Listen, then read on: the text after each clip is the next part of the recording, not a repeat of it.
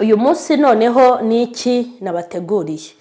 Uyu munsi ndashaka kubereka uburyo ntegura inyama zirimo ibitunguru, inyama zumutse z'ifiriti n'ibitunguru ibyo byonyine. Hanyuma tukaza no kubirisha igitoki gitetse mu bundi buryo kandi gikase mu bundi buryo.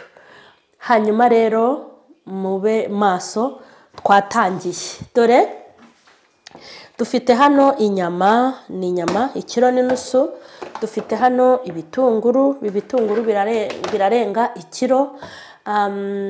Dufite soya sauce, dufite royiko, dufite amavuta, dufite black pepper, nibyo turi bukoreshe. Hanyuma hano hari n'igitoki gihase ntago kiragerwaho. Tugiye guhera ku nyama kugira ngo tuzimarine. Kumarina inyama rero bigira umumaro cyane, ni byiza. Nari nibagiwe n'aka karungo. Hanyuma tugiye gutangira gukata zino nyama sasa kugira ngo tuzimarine. Tugiye guhera ku nyama.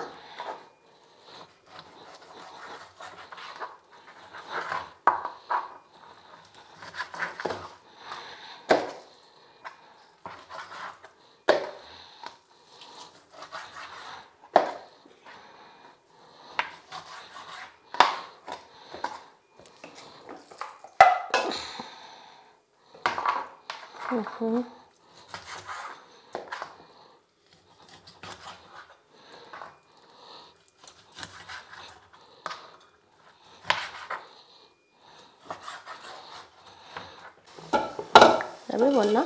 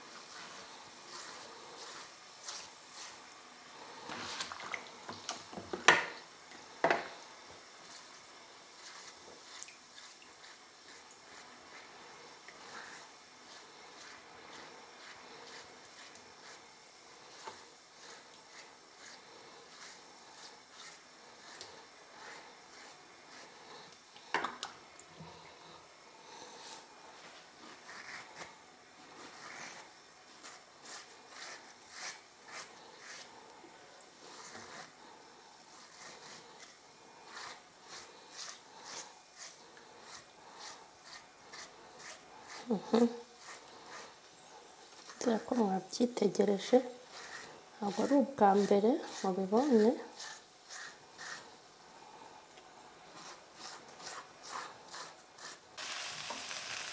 Abonye rero ibitunguru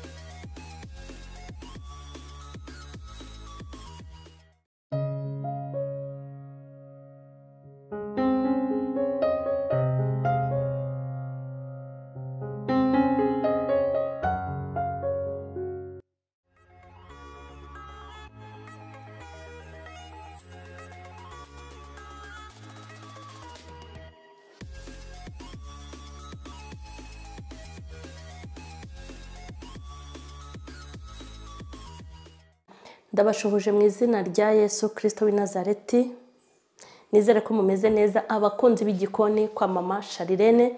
Mwabibonye ko turi mu gikoni.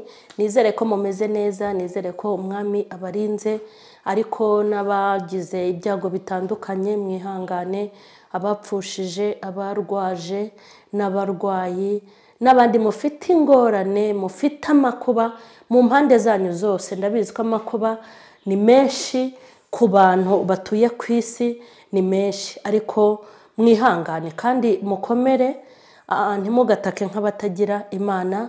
Imana mbere yuko iturema yabanje kuturemera, kandi ni ukuri ntabwo ibikorwa bya Satani ari byo bihari gusa, ahubwo mu ijuru hari n'Imana ijya igenda ireba ibikorwa bye, ari nayo mpamvu Imana yacu igenda ibikumira cyangwa ikagenda ibyoroshya kugira ngo dukomeze kubaho. Rero nimutuze rwose, umuntu aba atameze neza uyu munsi ariko ejo akaba ameze neza, umuntu aba arwaye undi aba ari muzima. Gusa icyo ijambo ry'Imana riravuga ngo mujye mubabarana n'abababaye kandi mujye mwishimana n'abishimye. Nubona abantu bababaye ntugaseke, kandi nubona abantu bishimye ntibikakurye, ahubwo ujye usekana n'abari guseka, nibanarira ujye urirana nabo. Kubera iki? Impamvu nuko muri ubu buzima n'inguriza nzakwishyura. Umuntu ashobora kurira muri uyu mwaka wowe urimo kuwusekamo, hanyuma muri uriya mwaka ukazarira arimo araseka. Niyo mpamvu rero ubuzima n'inguriza nzakwishyura, ntabwo abantu baririra rimwe, nta nubwo basekera rimwe, ibintu bigenda bihindurana. Niyo mpamvu rero udakwiye guseka mu gihe abandi barira, iryo ni ikosa rikomeye. Hanyuma rero nanjye ndaho nguwe neza, hanyuma Imana irandinze, kandi ni ukuri Imana yacu nta kintu iba itadukoreye. Muri aka kanya rero ndi mu gikoni. Uyu munsi noneho ni iki nabateguriye? Uyu munsi ndashaka kubereka uburyo ntegura inyama zirimo ibitunguru, inyama zumutse z'ifiriti n'ibitunguru, ibyo byonyine. Hanyuma tukaza no kubirisha igitoki gitetse mu bundi buryo kandi gikase mu bundi buryo. Hanyuma rero mube maso, twatangiye. Dore dufite hano inyama, ni inyama 1.5 kilo. Dufite hano ibitunguru birarenga 1 kilo. Dufite soya sauce, dufite royiko, dufite amavuta, dufite black pepper, nibyo turi bukoreshe. Hanyuma hano hari n'igitoki gihase ntago kiragerwaho. Tugiye guhera ku nyama kugira ngo tuzimarine. Kumarina inyama rero bigira umumaro cyane, ni byiza. Nari nibagiwe n'aka karungo. Hanyuma tugiye gutangira gukata zino nyama sasa kugira ngo tuzimarine. Tugiye guhera ku nyama.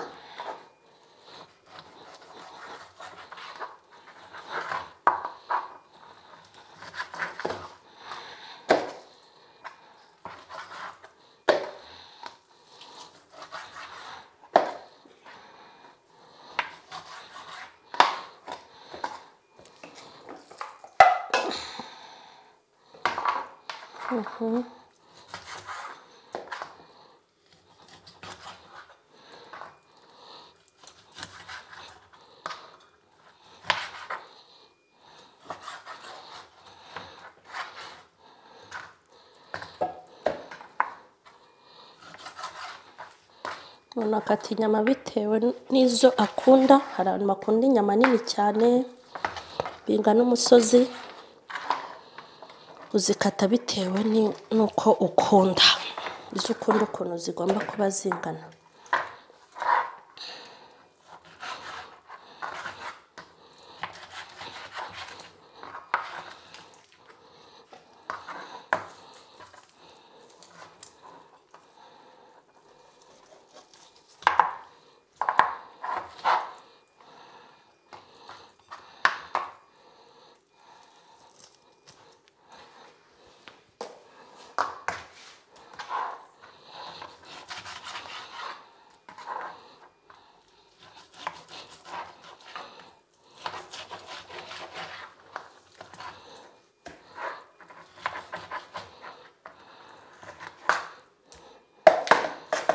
Umva rero nanarekerize.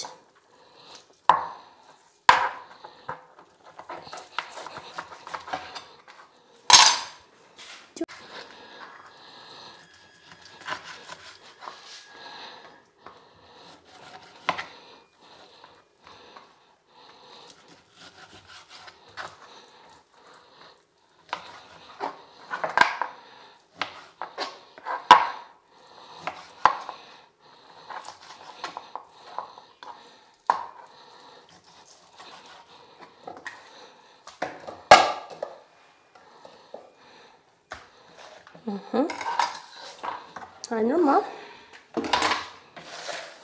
mu kuzimarina.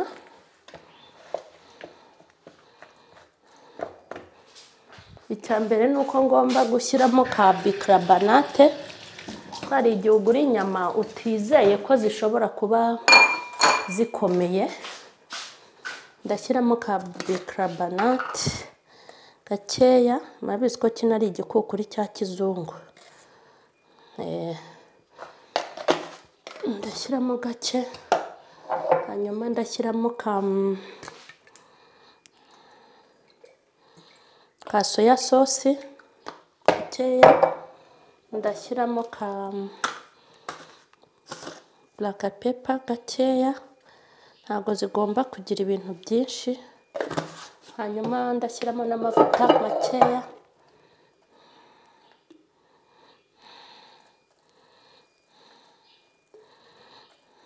Yego, amavuta.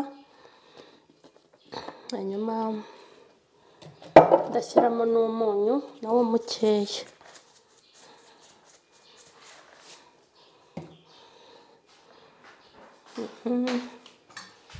Hanyuma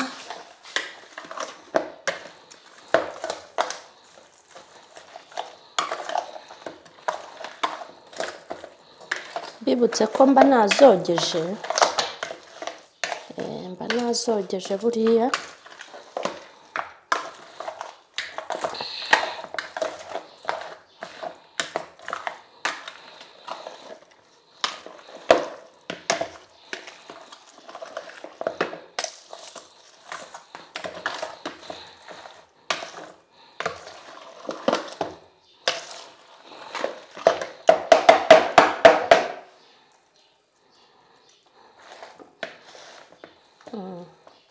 Ngiye kuba mbiretse nk'iminota 10-15 nta kibazo.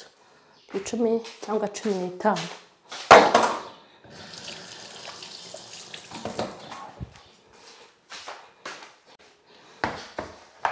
Hanyuma reka noze kano, hanyuma mbe ntegura igitoki. Nababwiye ko tuzirisha igitoki. Hanyuma ibitunguru, nababwiye ko ari inyama zo mu bitunguru zonyine. Ibitunguru n'inyama, nta bindi bintu. Hanyuma ngiye gukata ibitunguru. Biri bundye shawe. Ngandebe ariko wa muti kukora. Wa muti bashyira ku gutwi ngo kugira ngo bitakurya.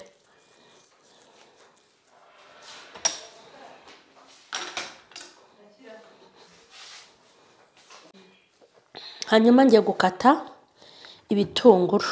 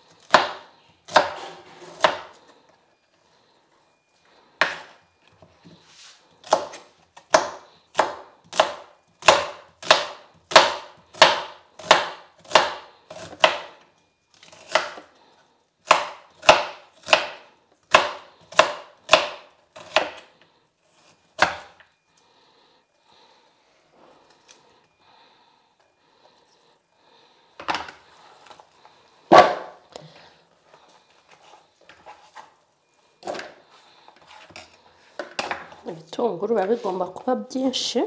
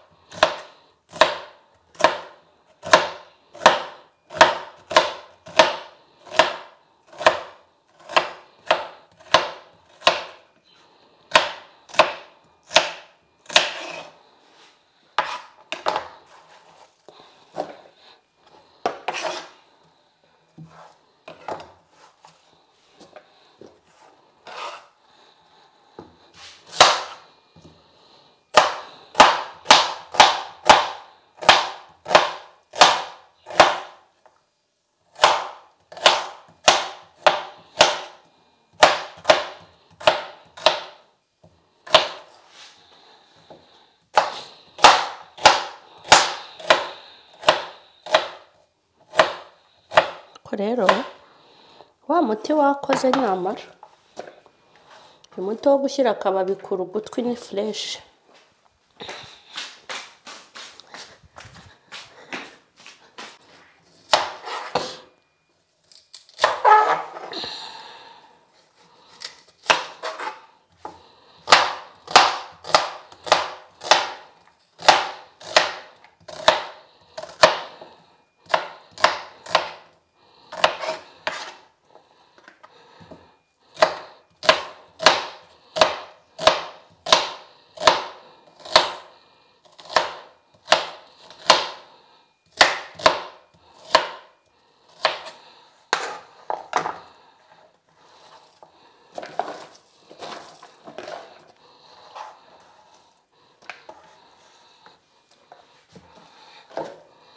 Ibitunguru rero ngibyo birashoje.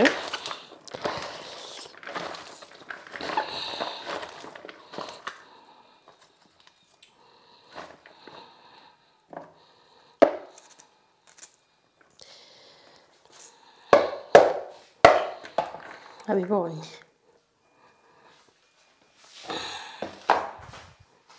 Hanyuma tugiye gucana ku iziniyeri, hanyuma dutangire duteke.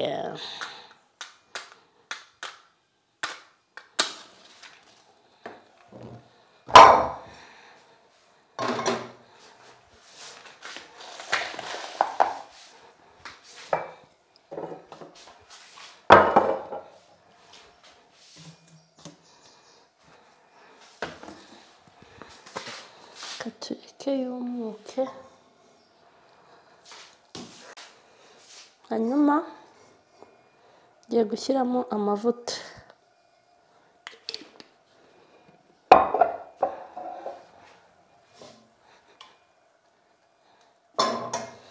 Tuyareka abanze ashye.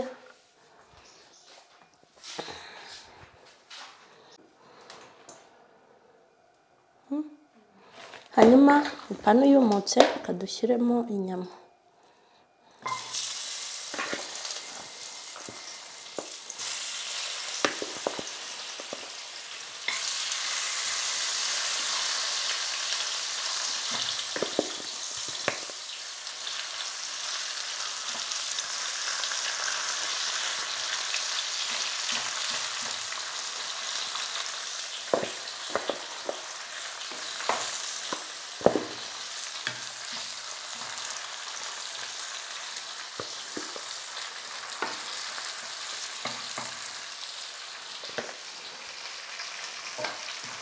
Imana zishyizemo, reka zishye zimere neza.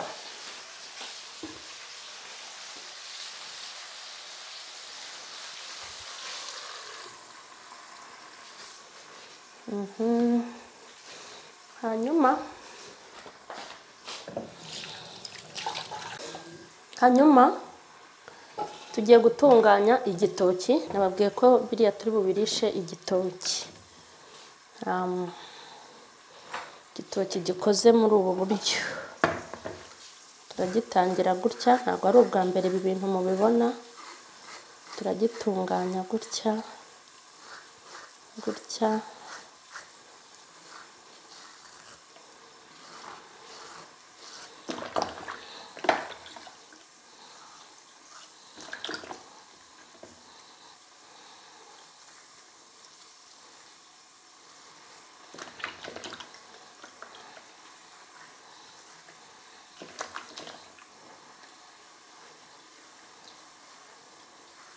Ibonye.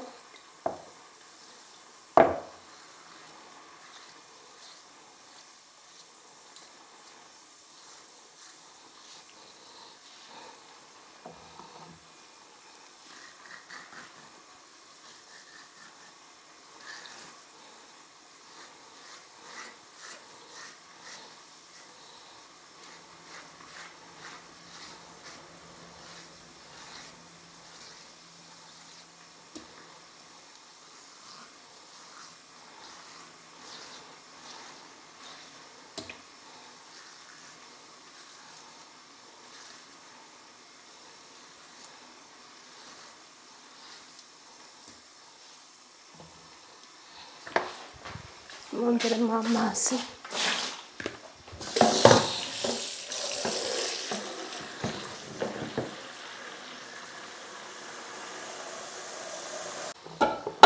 Urabibona?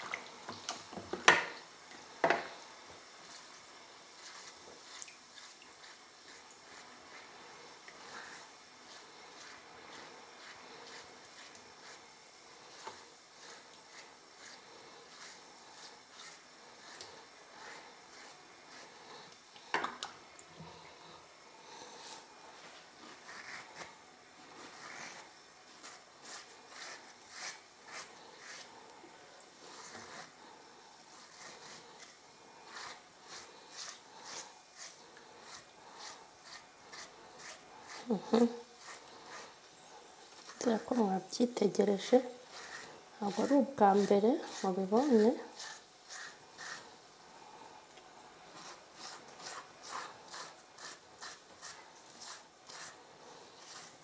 Hanyuma twongere duhindurure, turebe za nyama.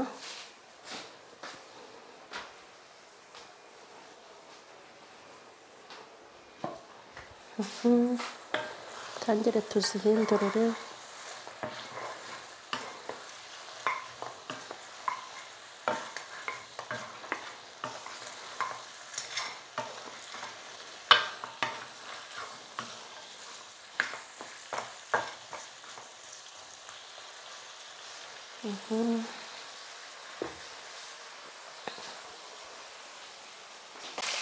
Hanyuma murabona rero za nyama ziri kugenda zisa neza, zigomba kumuka zigacakirana n'ivuta kweri. Komeze dutegereze. Hanyuma nkuko mwabibonye nababwiye ko ziriya nyama duteka mu bitunguru, turi buzirishe igitoki. Turazirisha igitoki. Mwabonye uko nabanje kugikora, ndagikata mu bundi buryo. Dore rero ukuntu ngiye kugikata. Dore ni gutya gutya gutya. Urabona ko ndi kugitambika ukuntu.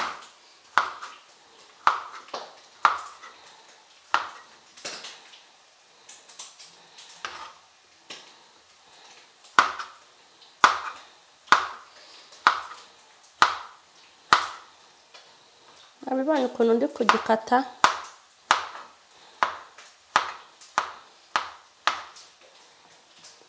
Mwabibonye?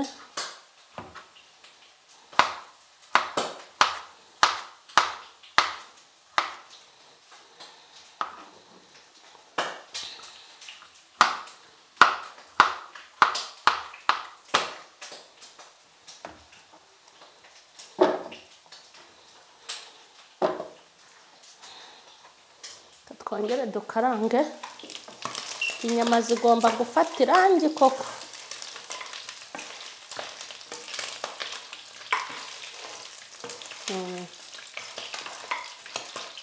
Biri kugenda bigerwaho.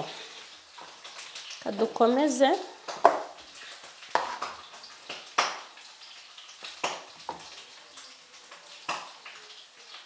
To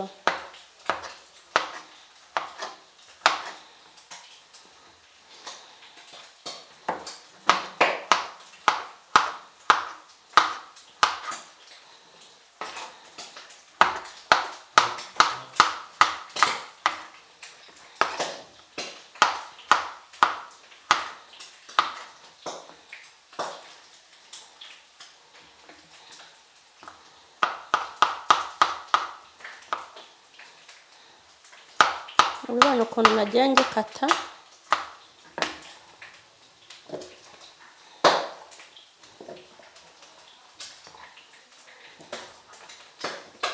hanyuma katwongere turebe izi nyama taza gushirira.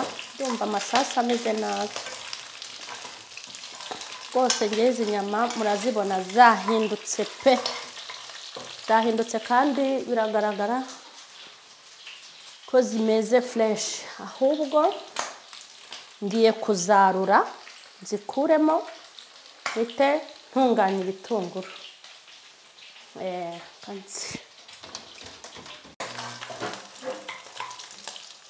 Ngiye kuzishyira ku ruhande. Ngiye n'ubu buryo nziteguramo.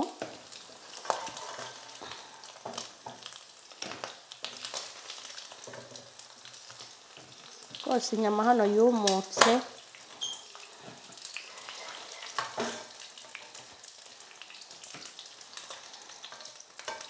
Hanyuma aya mavuta ngiye kuyagabanya. Amavuta menshi ntiyemewe kandi ibitunguru ntabwo bigomba gushya ngo bishwanyuke. Urabona ko dore. Hanyuma dore ngiye gushyiramo ibitunguru.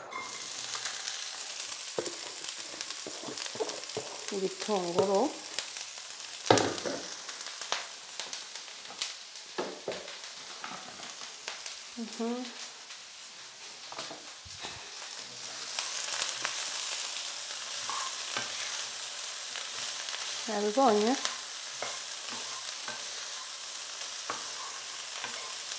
Nabibonye bya bitunguru.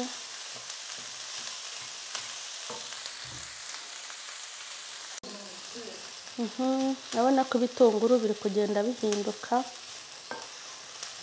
Ntabwo bigomba gushya cyane, ariko nanone ntabwo bigomba kugira.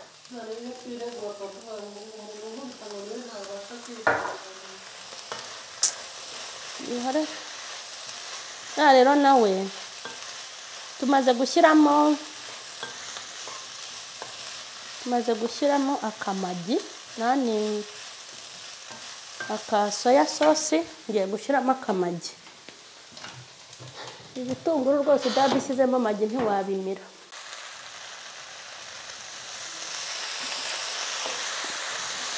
Shyizemo n'akamagi. Tugiye kubikoresha umwanya kugira ngo byose bishye. Kugira ngo bishye kabisa.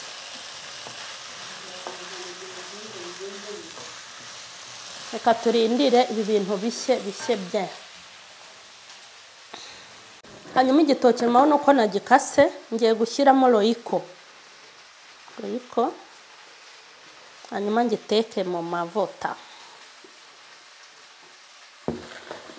Ngiye kuvanga.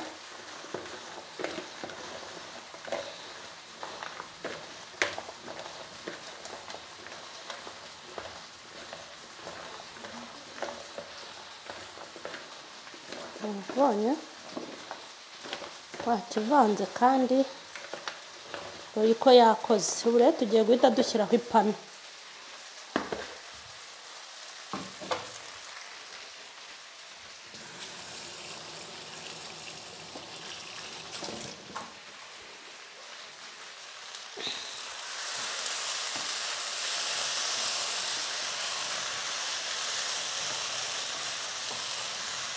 Hanyuma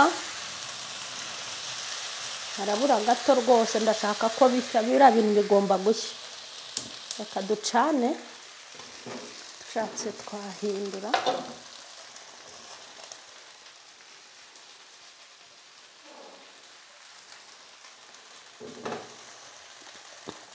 Byaturutse.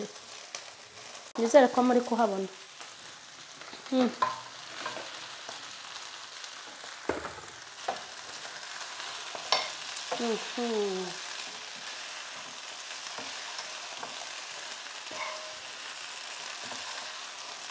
Ngewe rero aka kabara niko nkunda.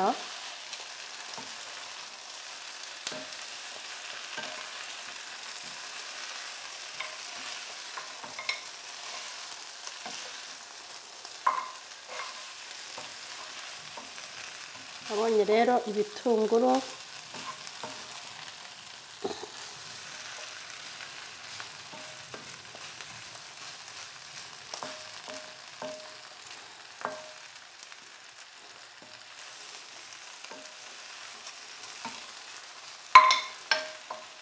kugira ngo duteke iriya firiti y'igitoki.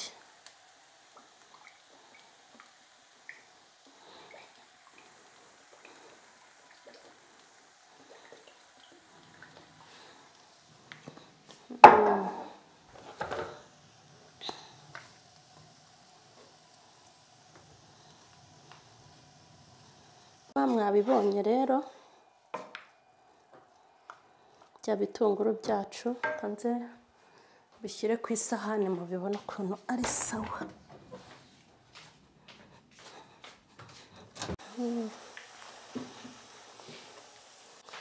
Hanyuma mwabibonye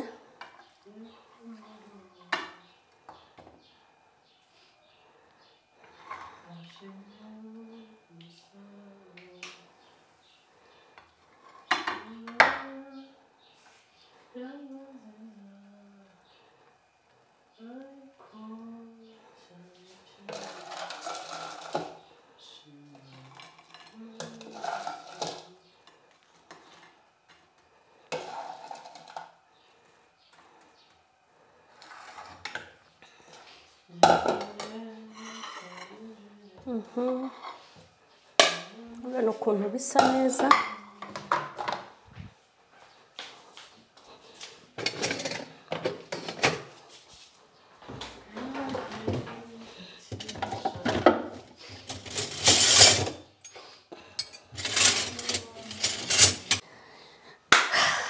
Bya bintu dore mwabibonye umushyitsi. Ubu ni wowe waje kumvira abafana ba cyane.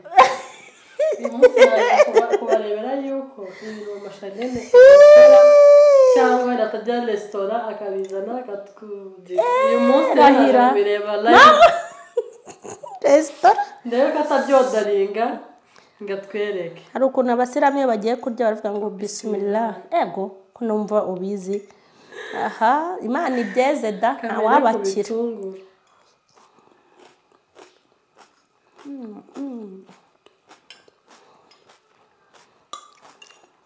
Inyama zirimo ibitunguru. Ibitunguru biryoshye cyane. Tundi mu bibi cyabimbwira. Bibi cyabivuga. Umva sha. Wambona. Na bibishye nabibabwira. Ntabwo nubigerageze bino bitunguru biryoshye. Hanyuma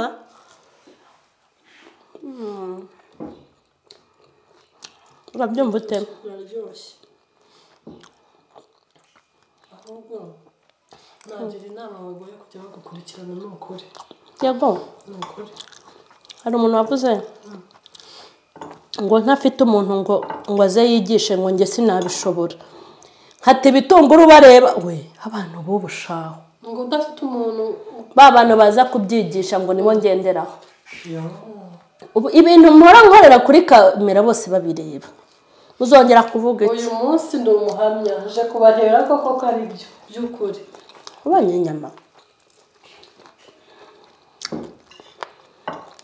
Cameraman yameze amaritiro.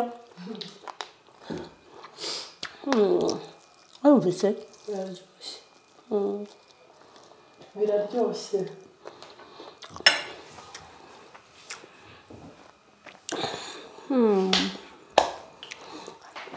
Hanyuma turashaka kwicara tukarya neza tutavunika nta stress, tukajya kuri bariko hariya tukicara tukarya tukanywa. Turashaka kubasezera nawe uzabipima iwanyu wumve. Iki ni cya gitoki. Biraryoshye cyane. Ariko agatunguru. Ntabwo ukiriye ntabwo wamenya ko ari bya bitunguru biri wawe. Ntabwo wajya ngo ni nk'ibindi bitunguru wenda bakuye ahandi hantu baraza kandi byateguwe mbireba. Ariko biraryoshye. Ni iyihe message waha abagore baba basigiwe n'abagabo babo amafaranga cyangwa se nabo bafite ubushobozi ariko ugasanga barya nabi bakazibuka kurya neza ariko bagiye muri resitora muri hoteli basohotse? Mbabwire mw'abagore nanjye murabibona nanjye ndiwe inama nakugira nanjye nayigira. Buriya abagabo bashimishwa n'ibintu byakozwe n'intoki zacu. Yego umugore agategurira umugabo. ni ukuvuga ifunguro wakoze ari wowe wayikoreye ukazanira umugabo ifunguro iki gitunguru wikoreye inyama isa gutya idafite amavuta menshi agafiriti nk'aka k'igitoki kadafite amavuta ntiyamenya ko ari igitoki ntamenya ariko ari cya gitoki rero n'umuntu utarya igitoki ahubwo ushobora kumuga uti ni ibirayi agashiduka yabiriye warangiza uti ni igitoki rero ikintu nabwira abadamu tugashimishwa cyane no kumva yuko abashefu ba hoteli runaka aribo bazi guteka ibi nawe wabikora mu mashere twagiriwe amahirwe turababona pe nta muswa ukibo wo guteka ukiba yego niba ushaka gutegura nk'ibi ngibi jya kuri mama Charlene ukurikirana akantu ku kandi ukurikire